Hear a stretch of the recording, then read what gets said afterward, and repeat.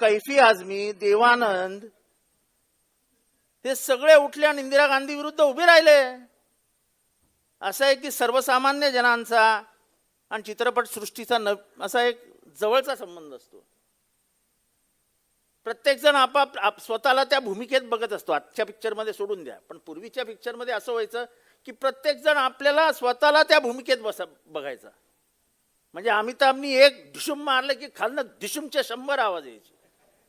एवढे लोक रममाण व्हायचे त्या ह्याच्यामध्ये भूमिकेमध्ये. पण आजच्याची चित्रपट सृष्टी म्हणजे आपने आम चूसके खाया के काटके खाया. अरे इतकी लाचार फिल्म इंडस्ट्री तर कधी बघितलीच नव्हती यार. म्हणजे अपेक्षा आता कोणाकडनं नाही आहेत, अपेक्षा कोणाकडनंच नाही आहेत. एखादी कुठली तरी कलावंत ती बिचारी दीपिका पाडुकोन बोलली, नंतर तिचं काय झालं ते आपल्याला माहिती, पण बोलण्याचं धारिष्ट्य दाखवलं तिने. त्यामुळे आपण सगळ्यांनी मिळून, कारण का ज्योतिबा फुलेंमुळेच आज आपल्याला एवढ्या महिला भगिनी इथे दिसत आहेत, एवढ्या शिकलेल्या दिसत आहेत. महाराष्ट्र महिलांमुळे पुढे गेला हे आपण म्हणतो, पण त्याच्यात ज्योतिबांचा मोठा वाटा आहे. आणि त्या भूमिकेमध्ये जर आपले अनिल कोल्हे साहेब येत असतील आणि सरकार त्यांना अडवं जात असेल, तर त्या सरकारला अडवं करून महाराष्ट्राची जनता या भूमिकेला पाठिंबा देतं हे दाखवण्याचं काम आपण केलं पाहिजे. बघा कसा फरक असतो नेतृत्वामध्ये. आज आंतरराष्ट्रीय वर्तुळामध्ये ही चर्चेची गोष्ट आहे की ट्रम्प उठतो आणि म्हणतो मोदी का राज इस्तीफा तो मैं 2 मिनट में लूंगा, I can just sack Modi in 2 minutes. असं आहे की एक देशाचा अध्यक्ष एका देशाच्या पंतप्रधानावर टीका करतो की मी तुला 2 मिनिटात घरी पाठवू शकतो, आणि हा देश शांत राहतो, त्यांचे समर्थक शांत राहतात.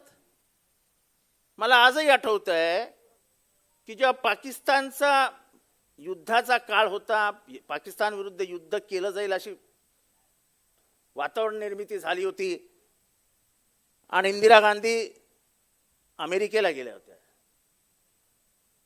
तेव्हा निक्सननी इंदिरा गांधींना सांगितलं की you cannot take this decision of interfering in Pakistan's internal affairs. तेव्हा इंदिरा गांधींनी व्हाईट हाऊसमध्ये त्यांना सांगितलेलं की मी माझ्या देशाची नेतृत्व करते, लोकांनी मला नेतृत्व दिलेलं आहे, माझ्या बाजूच्या देशामध्ये जर अत्याचार होणार असतील ते थांबवण्याची जबाबदारी माझ्यावर आहे. पाकिस्तानचे 2 तुकडे केल्याशिवाय मी शांत बसणार नाही, तुमच्याकडनं अक्कल शिकायला मी इथे आलेली नाही. मला वाटतं असं नेतृत्व हवं ना. काय एप्स्टीन फाईलची कमाल आहे, ट्रम्पच्या हातात काही वेगळी कागदपत्र आहेत, काय आहे काय? तो जो उठ सूट मोदींना घाबरवण्याचं काम करतो, तो मोदींना दम देत नाहीये, तो या देशाला दम देतोय. आज आपली देशाची जी परिस्थिती झाली आहे तेलाची, ती केवळ आणि केवळ ट्रम्पमुळे झालेली आहे. आपली इराणची दोस्ती होती ना, इराण हा आपला मित्र देश होता, पण केवळ आपल्याला अमेरिकेच्या बाजूला जायचं म्हणून एक दिवसासाठी आपले मोदी साहेब इस्रायलला गेले. आज इस्रायलने काय केलंय? ज्यांची 1 इंच जमिनीची मालकी नव्हती त्या इस्रायलने पॅलेस्टाईनची सगळी जमीन ताब्यात घेतली. आज गाझा पट्ट्यामध्ये लोकांना जेवायला मिळत नाही. कमीत कमी 20 लाख लोक मारले गेले, त्याच्यातले 2 ते 2.5 लाख लोक वयाच्या 1 वर्षाच्या आतमधली बाळं होती.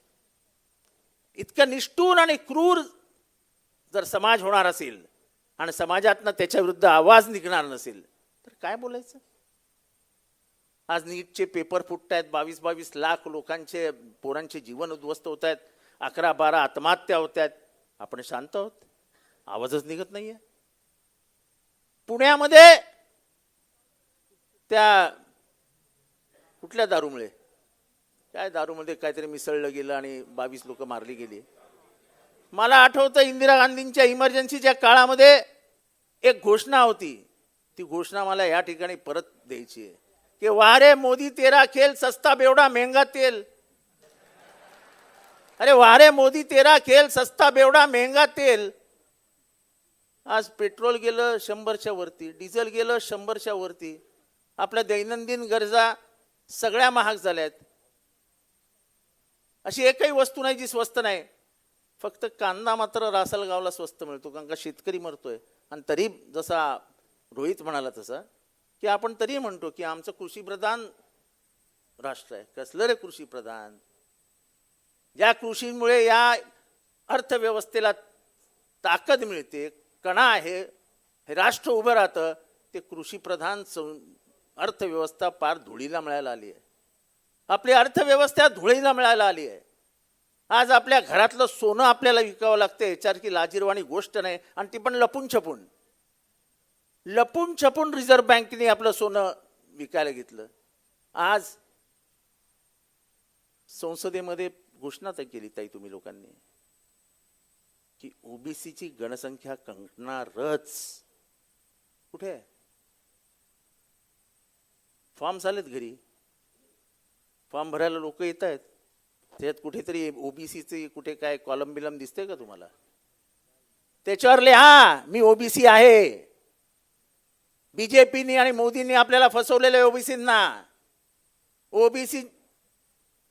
ओबीसींची लोकसंख्या आम्ही मोजणार आणि त्याप्रमाणे